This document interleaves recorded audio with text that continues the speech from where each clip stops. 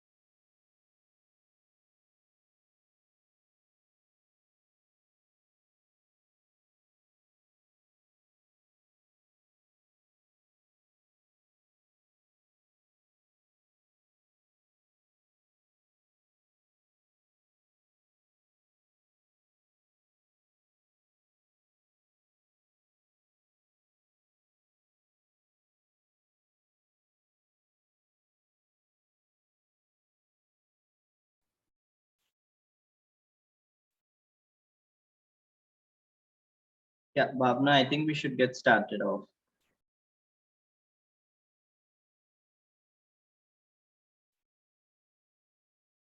Sure, Mahensh. So a very warm welcome and good morning to all of you. Thank you for joining us for today's webinar. I am Bhavna, part of Nascom Foundation team here. I have Mahendra with me who take care of the software donation program Big Tech. Let me start with a little bit of housekeeping. All lines are muted. So if you have any technical issues throughout the session, please type it in the chat box in your webinar panel. And if you have any questions during the webinar, please post it in the Q&A box. We will be taking the Q&A at the end of the session.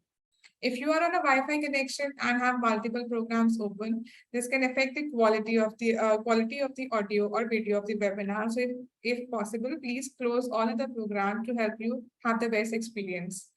Also, please note this webinar is being recorded.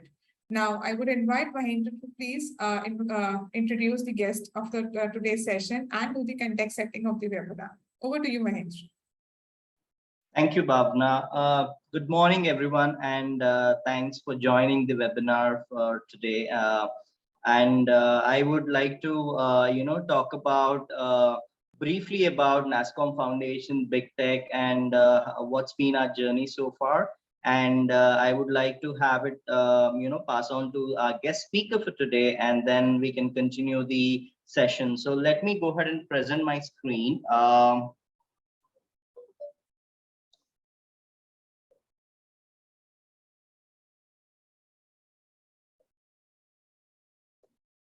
Okay. I hope my screen is visible.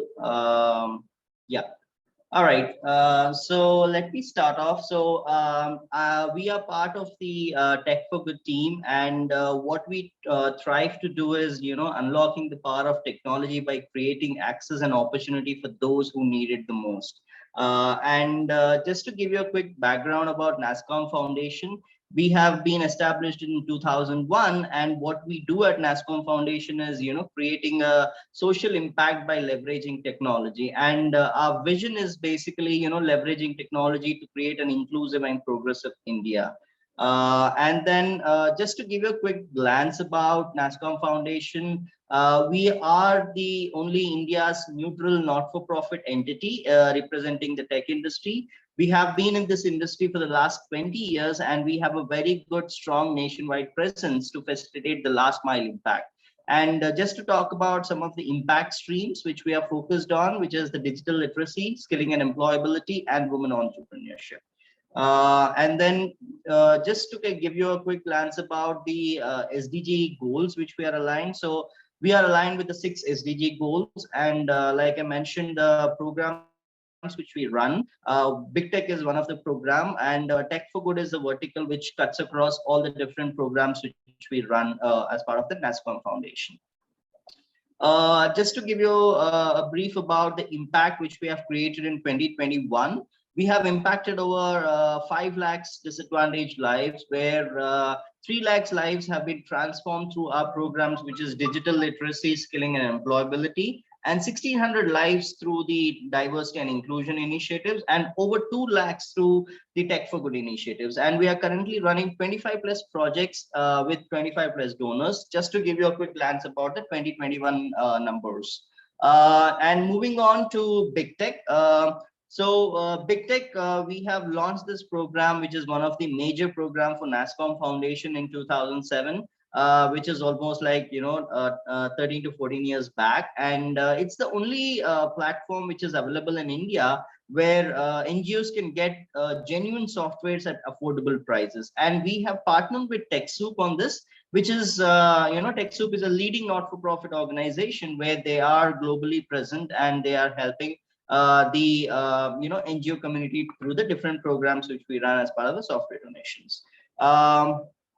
Just to kind of give you details about what is Big Tech, what are the problem areas which we are trying to address, right? So one, we understand that NGOs have financial limitations, may be, investing in an IT hardware or a software, or, the other thing is that we also notice that NGOs cannot afford to hire professionals to deploy the latest technology, right? And some of the NGOs also lack awareness about the knowledge of the products which are available in the market.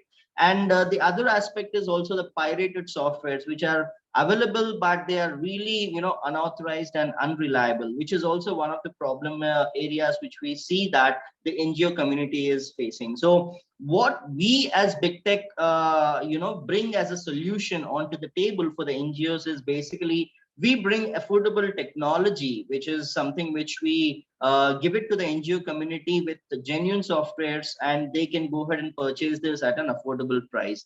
And they get the access to the various donated products which are available on our Big Tech platform. And there's also a lot of content which is also available on the Big Tech Techsoup platform, which the NGOs can get benefit.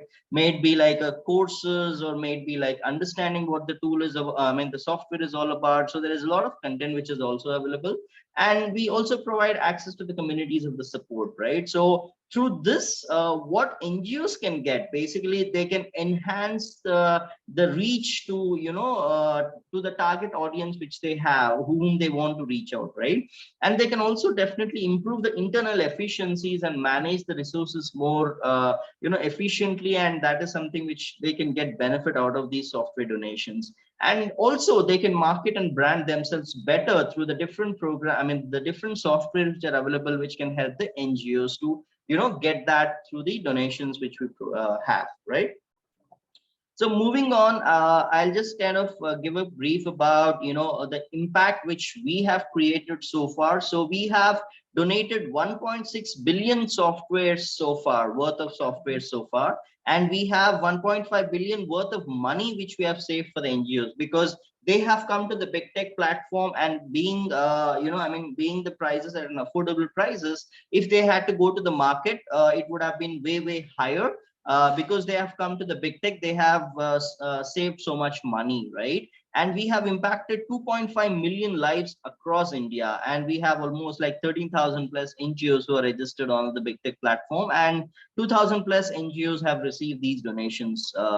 And I just don't want to go in detail about the various softwares which are available, but I'll just want to touch base on the verticals and the things which we support. Basically, if an NGO has to kind of look at any program or any organization as an NGO to start, they definitely need the infrastructure related softwares, right? That's where we have. And they definitely need the finance and accounting related softwares. That's where we have the softwares. And then they will need the marketing and communication related softwares, because for them to brand themselves and reach out to the targeted audience, they need those marketing and communication softwares. And definitely the donor management software which is needed. And when we are looking at all of this in the online kind of world, definitely security and backup is something which is very, very important for the NGOs, right?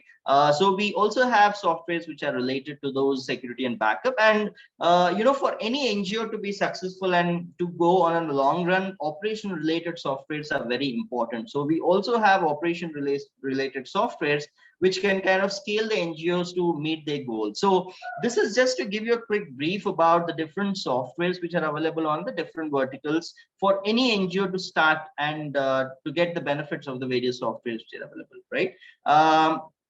Moving on, this is just to give you a quick brief about who are our top donors who are onboarded onto our Big Tech platform. I'll just kind of name a few, like AWS or Google for not-for-profit, Microsoft, right? Zoom or a Slack or Adobe. So these are some of the top donors who are onboarded onto our Big Tech platform, right? So moving on, I would like to introduce to our guest speaker today, Nia Elizabeth. She's the Senior Strategic Communication Manager at Techsoup. She has over 15 years of experience, and she worked with organizations like UNICEF, World Bank, and MTN. So welcome on board, Nia, and thanks for joining for today's webinar. So over to you. Thank you. Thank you so much, Mahendra. Let me get ready. I need you to stop sharing your screen so then I can share mine. Thanks. So thanks so much. So I'm here today to discuss how nonprofits can use social media to raise funds and increase your visibility. So hi, my name is Nia van der Velden. I'm based here in the Netherlands. I'm right outside of Amsterdam. I'm the Senior Strategic Communications Manager for Techsoup Europe. I also do communications initiatives and projects with the Techsoup Global Network. So today we're going to go through the presentation. We're going to discuss social media strategy, the tools and workflows that help support your initiatives and that strategy, and metrics that it's important for you to review. So first, I'll discuss the strategy. For Techsoup, our strategy is multifolded. We focus on sharing information about the Techsoup community. We want to amplify the voices of nonprofits. We want to build a community of fans. We want to model engagement. We want to raise our brand awareness, showcase our identity. We also want to spotlight the work that's done by other nonprofits and our partners as well. We want to harness a community of experts who become brand champions for Techsoup. We want to create a network of communities of purpose. We want to engage in meaningful exchanges, expand the edges of our network, and maintain a consistent presence. So we do this by looking at the different types of content that we share. And it's important for us to promote trust, show courage, show that we're resourceful, strive for an equitable planet, so paying attention to the SDGs, promote relevant content, and inspire others. The content that we share is tried and tested, and we only partner with companies and organizations that are trustworthy. Showing courage can look large or small. We own up to mistakes, and making them right is a part of our routine. Sharing resources and tools that are useful to our community. we have a global community, so we make sure that our resources and tools are not just geared towards, say, the US market or the European market, but we look down to the granular, to the individual markets. So we work with nonprofits that are large and small. It's important for us to focus on accessibility and inclusion, and we want to make sure that we promote content that resonates with our followers, and it's also based on the metrics. We look at the metrics to see what resonates, what works, and what doesn't. And then it's also important for us to highlight the work done by our community members and keeping an open and welcoming environment. So one of the ways that you're able to do this is via WhatsApp, which is fantastic because we all have WhatsApp on our phones, and there's so many wonderful advantages. You have instant communication, you can create business profiles, you can organize groups and communities, you minimize those barriers for digital storytelling. I've worked in Africa before for MTN Group, and one of the issues is when trying to reach out to people in more marginalized communities, they don't necessarily have full bandwidth internet, but they do have internet on their phones. And so you really can share your stories, reach out to everyone when you are on WhatsApp. In addition to this, you can also fundraise on WhatsApp. Nonprofits are able to utilize WhatsApp to boost your fundraising by using WhatsApp Pay. WhatsApp Pay enables bank-to-bank transfers via just your smartphone. There's an in-chat payment feature where you can send and receive money to anyone within your contact list. And this is something that is eligible for nonprofits to use. You can also have, if you have small groups, you can organize a video group chat with up to 8 people. So that's very helpful with nonprofits for team management. So if you're working on an initiative on Facebook Live or Instagram Live, and you need to reach out to your team members, if there are multiple locations, you're able to use WhatsApp with that. You can also have up to 500 fundraising campaigns when you use WhatsApp. So one of the most important things, though, is with social media, you need to continue cultivating that social media following. It's like when you first buy a plant, you put it and you have to constantly water it, constantly make sure it's in the sun, take care of it. And one of the ways that you can cultivate that with social media is to show up consistently and regularly. It's not beneficial to you or to your audience if you post sporadically. Then in addition to the algorithms kind of ignoring your content, also you'll lose followers. So if you're going to have a presence on Twitter, it's important to tweet regularly, to retweet, and also to engage with your followers and other members of your community on a regular basis. Be involved in the conversation. It's not just about sharing content, it's about sharing valuable content, content that resonates with your followers. Engage with the comments. If someone comments on a post, engage with them, start a conversation. Invite your networks to follow. So constantly reaching out to partner organizations, other key stakeholders within your industry, it's important to invite them to follow you and for you to follow them. The importance of hashtags. It's very important to use hashtags because there are people who just follow specific hashtags. And so you want to include those hashtags. Nonprofits, if you're an environmental nonprofit, environmental NGO. If you're a gender nonprofit, hashtag SDG 5, because it's gender equality is the 5th SDG. You don't need to be on social media all day. That's a common misconception that you need someone who's just constantly on social media. And as NGOs, everyone on our teams, they have many different hats. And so it's fine if you set just an hour or 2 a day to prepare content and monitor engagement. With that being said, if you want to have a strong presence on Twitter, you do need to dedicate where 1 to 3 people on your team are spending a total of about 3 hours on Twitter. So within my team for Techsoup Europe, we are now revitalizing our Twitter community. It had been a little bit quiet over the past couple of months. My communications associate and we now are each dedicating 90 minutes a day on Twitter. And so we're splitting that up within 30-minute chunks where we're either retweeting, we're amplifying our partners' messages with those retweets, we're joining the conversation, seeing what are the latest conversations where Techsoup would have a role and where we would be appropriate for us to join the conversation. And then we're also engaging with our followers.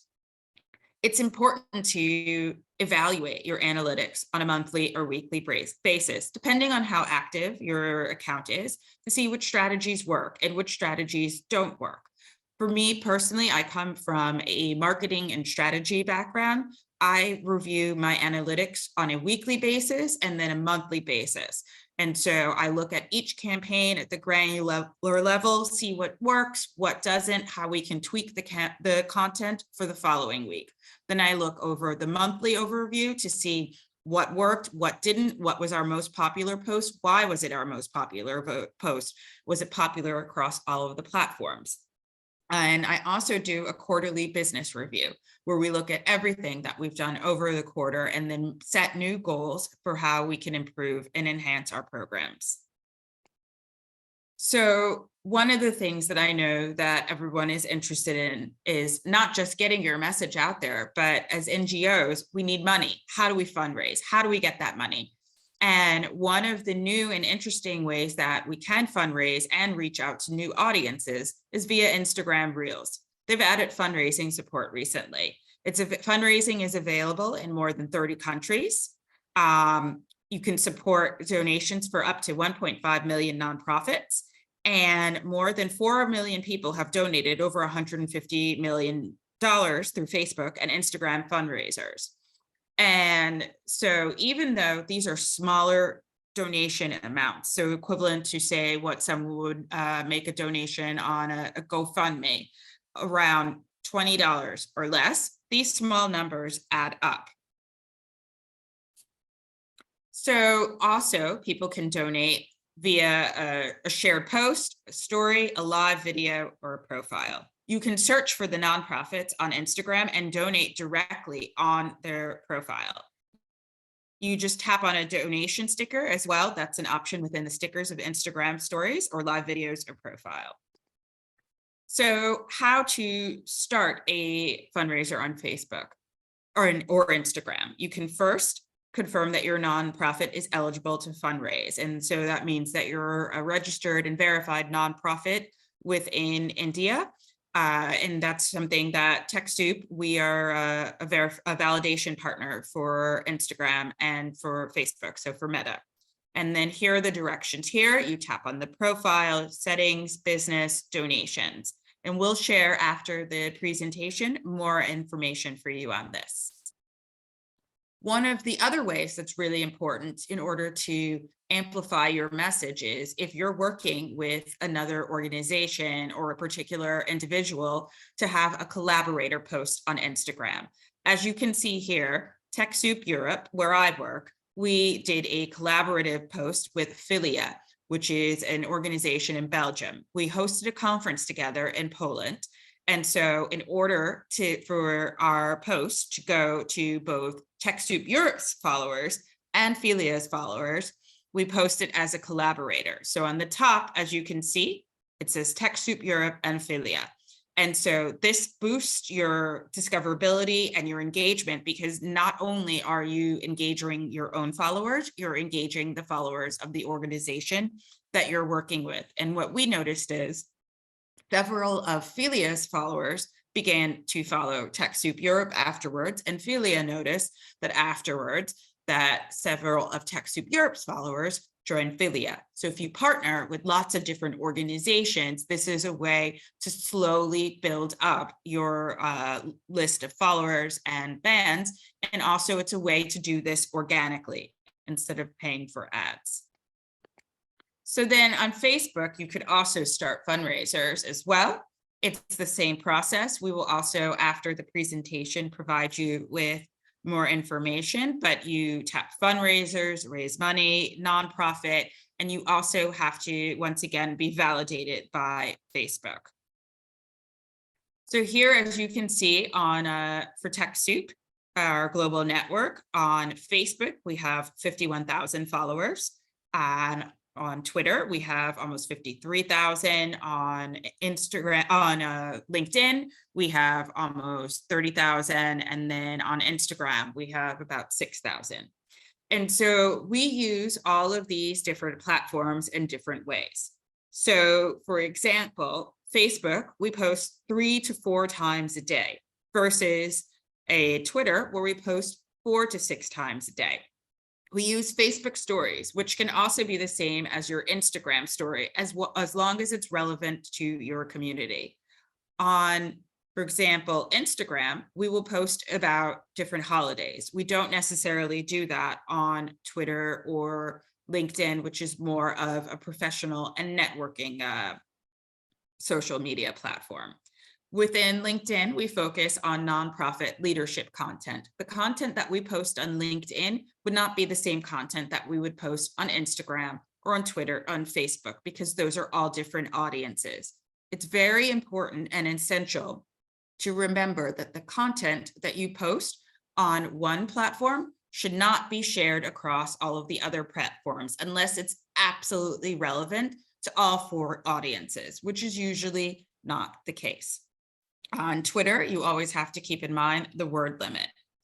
One way to really engage with followers is, which is available on Facebook, on Twitter, and on LinkedIn, and on Instagram, is to have live events. It's a great way to connect with the community. You have Q&A sessions, announcements, just have a conversation, just to hear what's going on the ground. And it's a wonderful way to make your community feel involved and a part of the community, like a family member.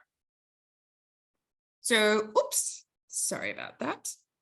One of the ways that you can do this is to develop legitimacy is to have your account verified. As you can see, we have the little blue check mark here. This is an example from our Twitter page. And so when people see that an account is verified, they know that it represents a real person, a registered entity. That means your account has to be fully complete. It needs to be unique. And generally 1 account per entity, it can be verified, with the exception of language specific accounts. So if you, for example, for us, for Techsoup, we have Techsoup verified. We're in the process of getting Techsoup Europe verified, but that's because we are 2 separate business entities. But if you have sub-brands or initiatives, those usually cannot become verified. So that's very important. And also it's very important not to cannibalize your brand by having multiple sub-brands where then you're repeating the same content over and over again. And then when that project or initiative ends, then you have a dead account. One of the things that a lot of organizations do who promote misinformation and disinformation is create lots of multiple accounts. So it's really important to make sure that you stick with your 1 or 2 accounts if necessary. The last thing you want is a dead account, because you don't want to look inauthentic. You want to show the world that you are a complete and authentic and a real organization. So here are some do's and don'ts. It's important to tag the content creators. Use images and video. The algorithms both on Facebook and Instagram and Twitter show a preference for faces. So I cannot reiterate how important it is to have images. And now, especially on Instagram, which is really engaging, and a lot of people from young and old are there. Everyone loves a video. And so it's important to really use video, use reels, use stories. Always have links, always use hashtags in every post. Engage with your followers. If they comment, comment back, showcase your values. Don't forget when you're tagging another content creator or partner to check the social tags. Don't assume that the brand handle is the same as the organization's name. That kind of delegitimizes your brand. If someone says, oh, well, you are tagging this, but that's not the correct organization, it makes them question the the authenticity of your organization. Don't use images or videos that are not related to your content. It's very easy to kind of jump on the trendy meme train. If there's a meme or some sort of different content that is relevant to your organization, post it. Don't just post it just because for the sake of posting it. It's very disingenuous and it turns off your community members. Also, don't comment and respond without your brand voice. That's very important. If you have multiple people who are commenting and responding and writing content for your social media, then you need to make sure that you have a brand guidelines book, a tone of voice book. So then it doesn't look like multiple people are responding, where it looks like it's one voice. Also, don't assume that a large following equals a strong presence or community.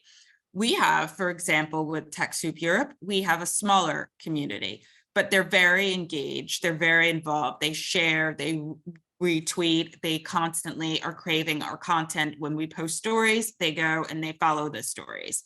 There are larger brands that you can see where you don't necessarily see that's the case. People just follow them just for the sake of following them. So that's really important. So don't think, oh, you know, we only have 10,000 followers. But if you have 10,000 followers and you are always getting 100, 200 people engaging with your posts, that's a really good sign. And you can look and see what resonates with your following and then how to create more curated content for that following.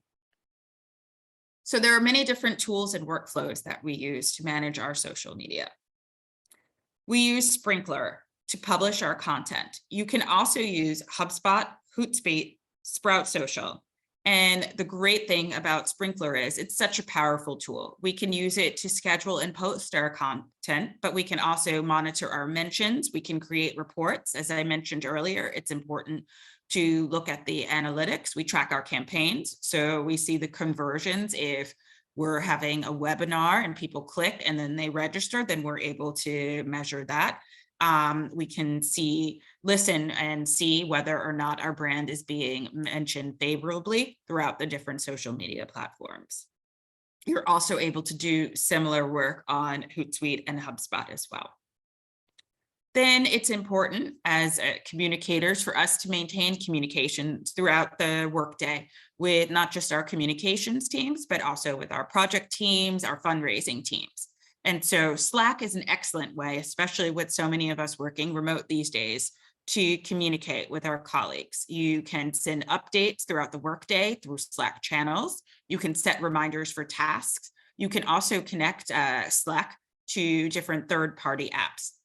So for example, for us at Techsoup Europe, we use Slack and we have it connected to Google Drive. We have it connected to Asana. We have it connected to Outlook. And the same also applies with the Techsoup Global Network. So we can hop on quick video calls via the Slack platform's Huddle, or we can connect on Zoom. So it's great where you don't have everything kind of spread apart in different silos. Everything can be communicated within Slack. Then a graphic design tool is Canva. Canva is easy to use. You can create branded templates for recurring events. You can resize images, and then also it facilitates an integration between your social team and design team. So Canva is very easy to use, where a social media manager who might not have a design background can still make something that's engaging. And then if it needs to be slightly tweaked by a design team, then the designer doesn't have to start from scratch, which means you can create beautiful and engaging content at a more rapid rate versus having to wait for the design team, where it does take a little bit of time in order to design something that's aesthetically pleasing. Then Asana.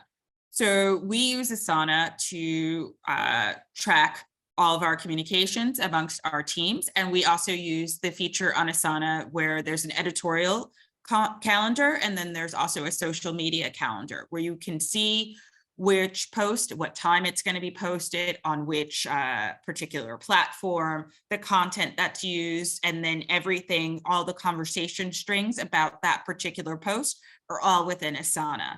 We all get hundreds of emails a day, and Asana makes it very easy for us to track everything per conversation in one spot. There's also Airtable, which is also a great way to make a nice social media calendar where you can save the image, and then you can also integrate Airtable into your analytics as well. So then content curation tools. You can use NetVibes in order to listen and see where there are mentions and conversations on topics that are of interest to you. And you can use that to curate and add new content to your site as well. And this is kind of a content syndication tool where you can also share your information, where other brands can easily find it and then be able to share it as well. Another way to organize things is Google Drive, Google Sheets, and Slides. It's an excellent tool. You can manage your calendar, you can store your assets, you can create social media sharing kits as well. Here's an example of a Google Sheet that we used at Techsoup Global Network for some of our posts on Facebook and Twitter. So you see, we list the social network, the date that the post is going to be posted, the time, the content type, the topic, the social copy, the links, and the specific images. So then here, this is something that's very important to remember. On Instagram, you cannot link directly to a post with it to a website from your post. So you always see every once in a while, it says link in bio. What link in bio means is that let me go back right here, you have create a link tree. And then that's a separate app. And then you click on that link in bio. And then from there, you can see that we had an option to join Techsoup, World Humanitarian Day, resources for Ukraine. And so that's very important, and that's something that's very easy to set up a link tree, because otherwise, if you include a link within the body of the text on Instagram, no one can click on it. And that means that you're going to lose engagement, whether it's a webinar or a fundraising appeal. That's really important to remember. There's also Trello that we're able to use. If you are more of a visual person, Trello is great in order to set up your social media calendar and to be able to track progress. You're also able to collaborate in a different way, more like equivalent to having a whiteboard, and you can come up with goals and strategies to keep in mind. For Twitter, there are so many different analytic tools, but one of the ones that we use is Audience, and the other one that we use is Tweetsmap. It's important because it helps us gain insights. We identify relevant audiences. We get the analytics on publishing times and location. So if you have followers who are mainly, for example, with Techsoup Global Network, they are based in San Francisco. So they're on Pacific time, but they have followers on the East Coast. So targeting to make sure that you're hitting the right time in order to reach both markets is important, and both have engagement dashboards and metrics.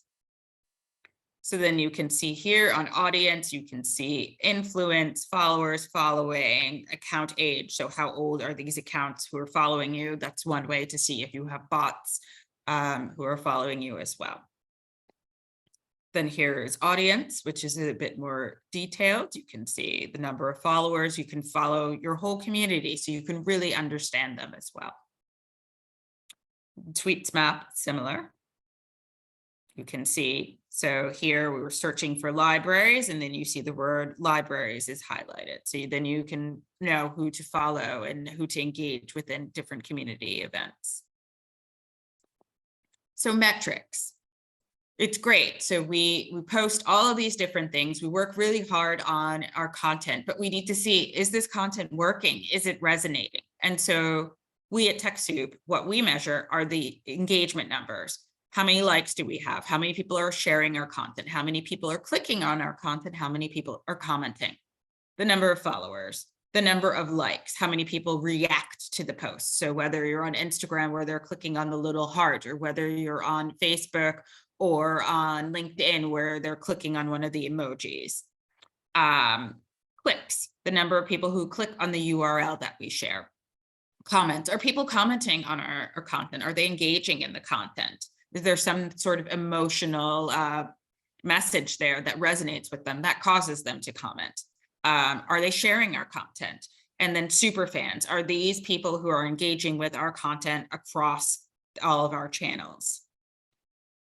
So we measure this by scheduling platform reporting. We use TweetsMap, we use Audience, we use Facebook Insights, Twitter Analytics, LinkedIn Analytics. You're also able to pull analytics reports from Hootsuite, HubSpot, and then also Sprinkler as well. And this is an example of an analytics report, how we would look at things. So you see, for example, on Facebook for this Bevy for Nonprofits post that we had here to the left, that we had 45,000 likes. We have new page likes, so that's up by 30%, engagement up by 76%, engagement per post, 66.6%. And then what were our most popular posts in regards? We do the same for Twitter as well, the same for LinkedIn, the same for Instagram. And you can see we use different text for each one of these posts, and you see which resonates and what doesn't. So for example, here, we had fewer new followers in August. It's not the text in this case. It's, for example, August is a month where lots of people go on vacation. So you would expect less engagement in some cases in August, especially since LinkedIn is a professional platform. People are on vacation, so they're less likely to engage on LinkedIn. So here are some specific strategies to keep in mind. Evaluate your statistics on a weekly, monthly, and quarterly basis to stay aware of the trends. If you realize something's not working, adjust your strategy. In some cases, with certain types of campaigns, if I have lots of content, I'll even look on a daily basis and say, okay, let's try this, let's tweak that. Organize a content calendar. It makes things so much easier to plan your content ahead of time. And then also it gives you flexibility in order to be able to switch things around. We plan our content out a month to 6 weeks in advance. Test different assets. Test, test, test. That's what I always say, no matter where I've worked, from MTN to UNICEF. Always test. See what time things work well. See what videos work well. What sort of images. What sort of outros, intros, whether you use children or not. Whether graphics, animation. Always give credit to the content that you're sharing. To read more from, go to the Techsoup blog. To read more from, go to Nascom. Engage with others, have those conversations. Also look and see who your regular engagers are. Create a super fan tracking spreadsheet. And that's something that I will share with the Nascom team afterwards. So that can be a part of your toolkit. So if you see you have super fans, engage them, reach out to them. A super fan is just more of an influencer for your nonprofit, someone who really is a strong advocate for the organization. And then monitor your mentions and comments on a daily basis. And understand your audience on each channel. The LinkedIn audience is completely different from a Twitter or an Instagram audience. Monitor and use the hashtags. Always pay attention to the hashtag. Make sure that, the word means something universal across, or that it's not a part of something different. Because sometimes, for example, we had something where a word that we were using in a hashtag actually meant something in another language. It meant something with jewelry. And so we were trending on this jewelry kind of hashtag, and then eventually it dropped and we lost a lot of traction because people were not looking to find out information about Ukraine. They were following this hashtag for jewelry. And then always keep eyes on opportunities for partnership. See who you can partner with. When you collaborate with other organizations and they tag you and you tag them, it just grows your audience in an organic way.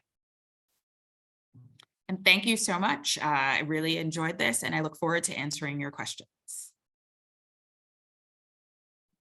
Thank you so much, Sneha, for the wonderful session, and I hope the audience also enjoyed it as I enjoyed it and learned so much. So moving forward to the questions, the first question is from Dasa NGO. Please let us know more about WhatsApp Pay and how fundraising campaigns are run on WhatsApp. Sure. So WhatsApp fundraising campaigns are very new. And so you create your community, you promote that you have a WhatsApp phone number, business profile, and then from there, those who follow you on the profile, you can send them links to for specific fundraising campaigns. And so they click on the link and then it's a bank-to-bank transfer.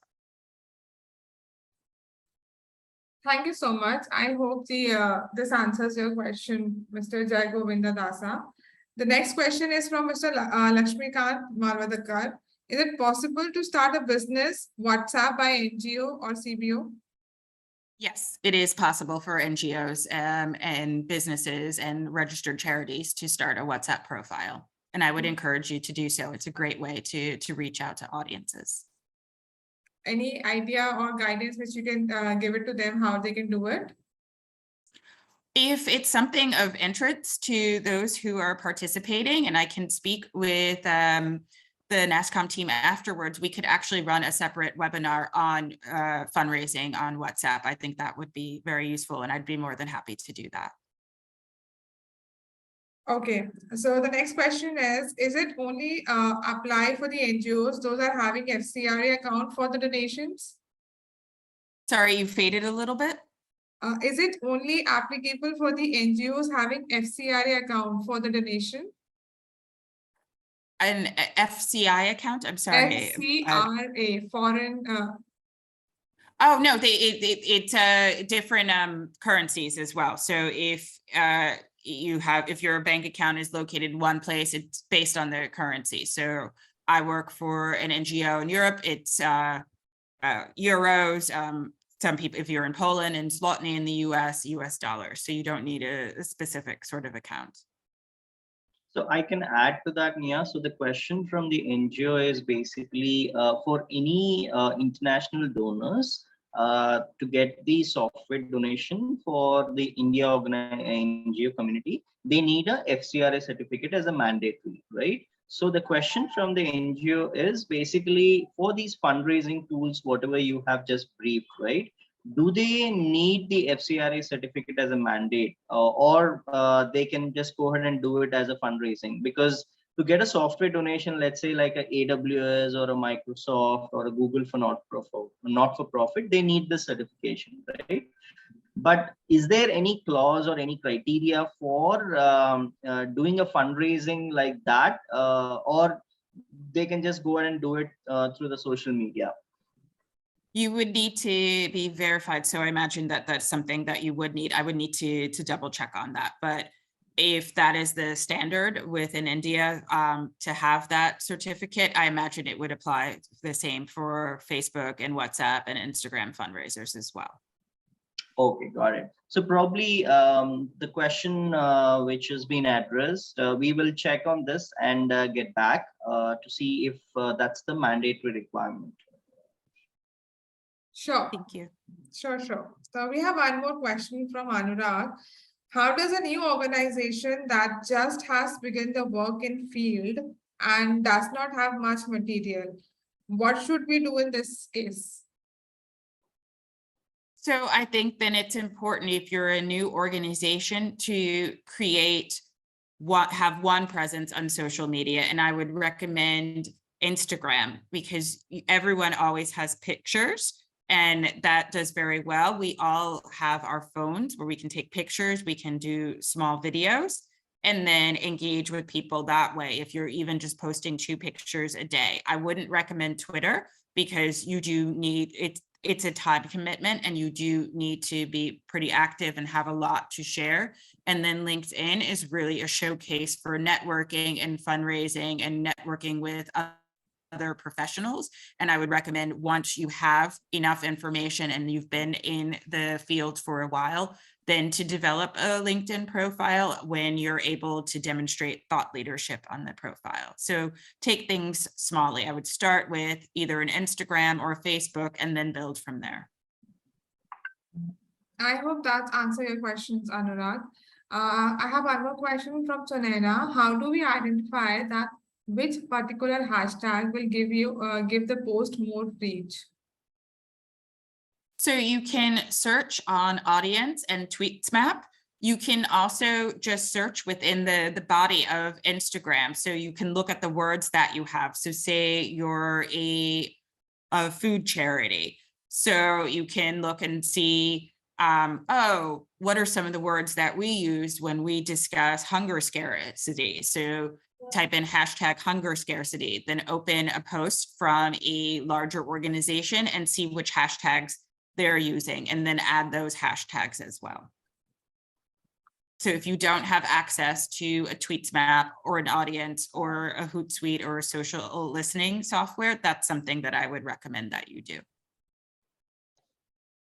Sure. So these were the questions which were put on the chat and Q&A. Let's take some live questions as well. There are a few people who have raised their hands. So let's see.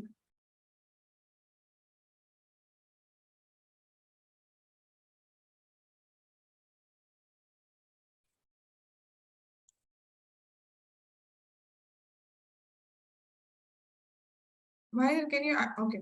We Yeah, have do you want to go with- Parineet Sinha. Parineet Sinha, I'll just unmute you. So yeah, Mr. Praneet, you can ask a question. Can you unmute yourself?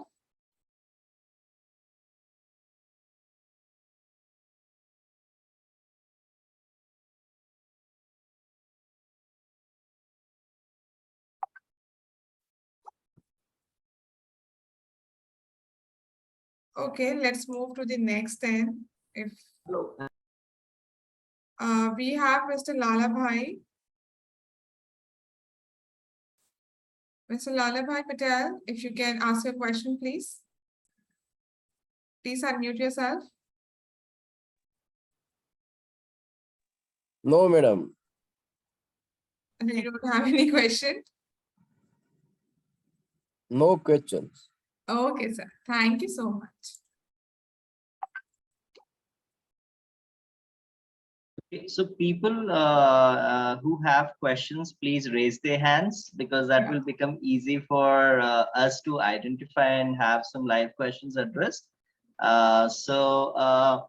We will, I think, Bhavna, let's go with Kameshwari and see if she has any questions. And Nia will try and address few questions in the interest of time. And then we'll move on to the softwares which are available at the closing comments. Yeah. So Kameshwari, if you can please unmute yourself and post your question.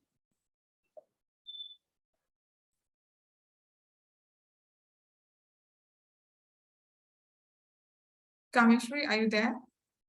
You can unmute yourself.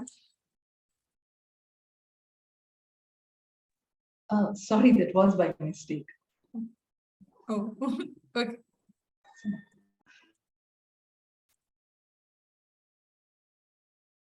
What we can do, Bhavna, is people who have questions, can they post it in the chat so that it becomes easy? Because a lot of hands which are raised. Yeah, and it is difficult to identify who actually have questions. So let's take the questions from the Q&A only then. Mind? Yeah. Whosoever is asking for a copy of the presentation, I'll drop the mail ID on the chat, and you can write on that mail ID and you can get the recording and the deck from there as well.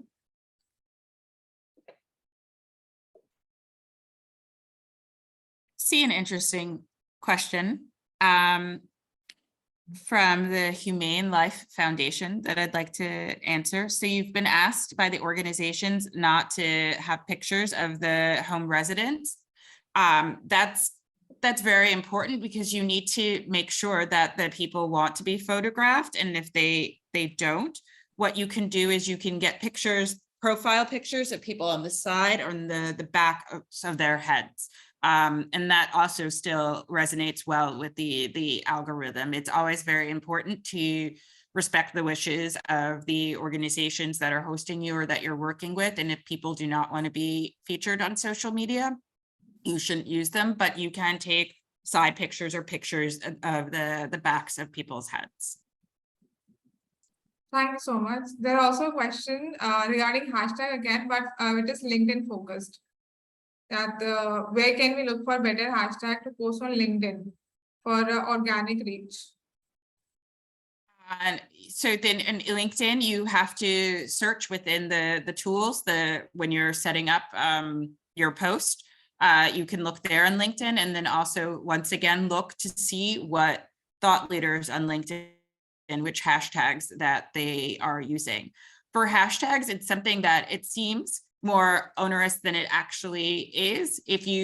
So for example, if I'm using UNICEF, so there's always going to be something in regards to children, in some cases, gender equity, in some cases, technology, access to food, water, so access vaccines, access hashtag nonprofits. So there are always some that you should always use, and then just adding a couple of extra depending on what the specific post is about. Thank you. I think there's one more question which came up, which is like, what kind of content can be posted on Twitter to get, more, attention? So this is coming from Seema. Like, can you throw some light on what kind of content can be posted on Twitter?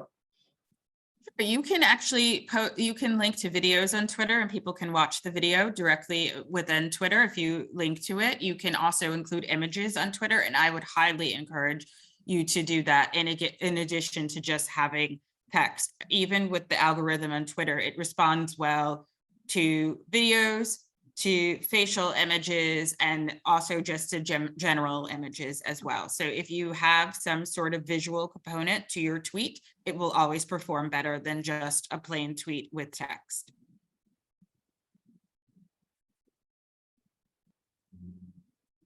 Great. So Bhavna, should we take one last question? Anything there? Or should we just, are we good?